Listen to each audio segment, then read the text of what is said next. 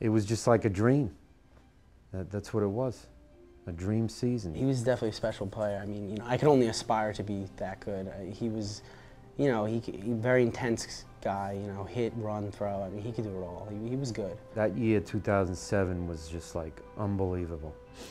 If he didn't call and tell me he got 2 hits, I would say, what happened? To hear his family tell the story, 2007 sure sounds like it was a magical season for CW Post's Joe Mayer.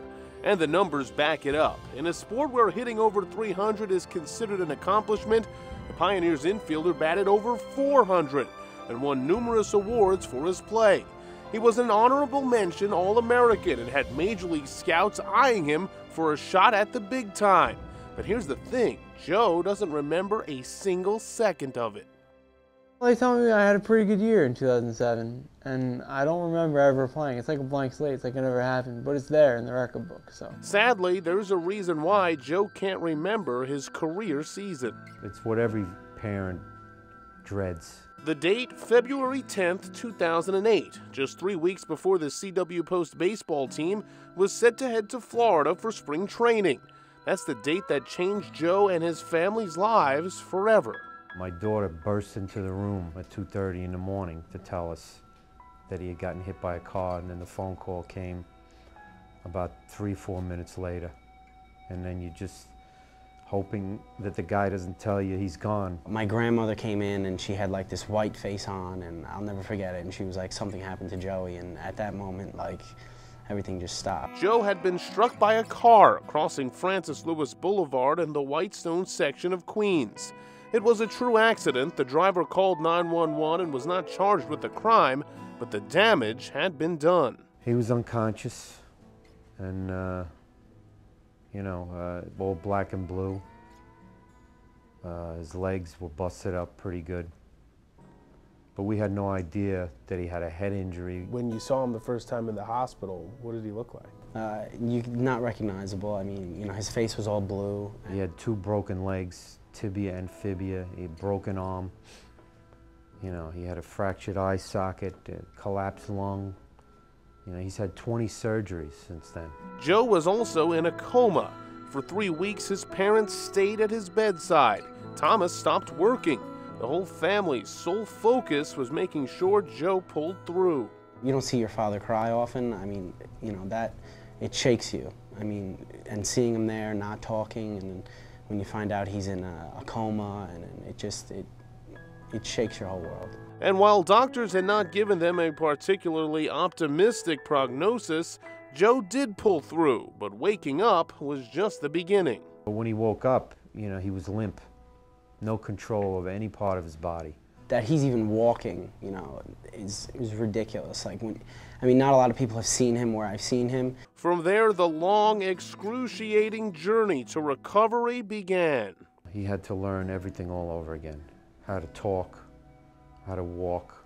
From the hospital to rehab facilities, from doctor's appointment to doctor's appointment, the slow and steady and sometimes painstaking attempt at recovery took its toll on the whole family.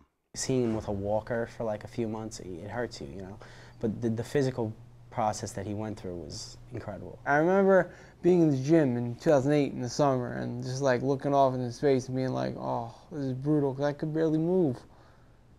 Barely, no. 2008, I could barely walk. There were just times when it was just like he couldn't walk 3 steps, and he was trying so hard, and he has a little anger, and he's punching things. Over time, though, slowly but surely, Joe was starting to come back.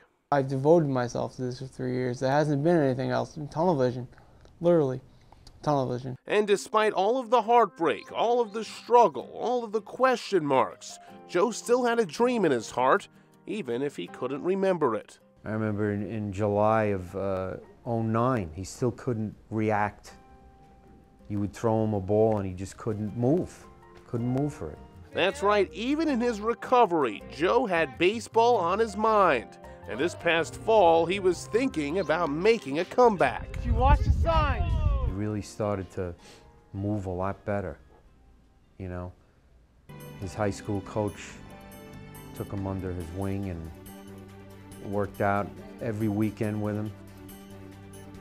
Saturdays and Sundays for 2 or 3 hours, doing ground balls and hitting and, you know, trying to get the talent to come back.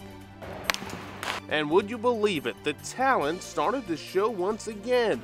So much so that this spring, Joe returned to the CW Post baseball team, now as a grad student, more than 3 years after the accident robbed him of his senior season.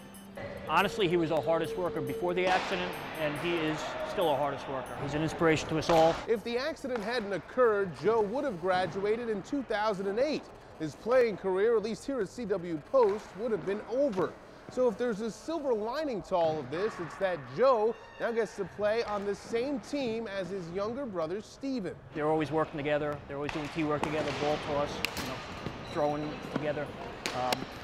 I don't know whether the accident has forged that bond more. I would think it did. Ever since whatever happened to him in his accident, I've like grown this protective thing over him, and I'm just constantly looking over my shoulder, making sure everything's all right. But no, he's always looking out for me. He's always done that. I can help him. He can help me. It's cool having him around. Never thought that would ever happen 4 years ago. You think you guys have gotten closer as a result? Yeah, definitely. Definitely. There was like a year stretch where like I didn't have a brother, and even nowadays like we get on each other's, and we still have arguments all the time, and like you take it for granted, because like 1 minute he was there, and then 1 minute I was wishing that he would come and beat me up or something. Joe would be the first one to tell you he isn't all the way back yet. That 2007 season still lingers as what could have been or what still could be. You can call him the comeback kid if you like, just know that this comeback isn't close to being over yet. We're still not done yet. He's still, fighting to get back into the lineup. It hasn't happened yet, but the season is still young, so we'll see where it goes. My dad, my mom, they've given me every opportunity, everything I needed to get back. How could I not? I mean, what am I going to do? Just say, call it quits? And I have all these opportunities? So I guess it's not really possible to give up, but some people might have. And you should never give up on something you really, really want.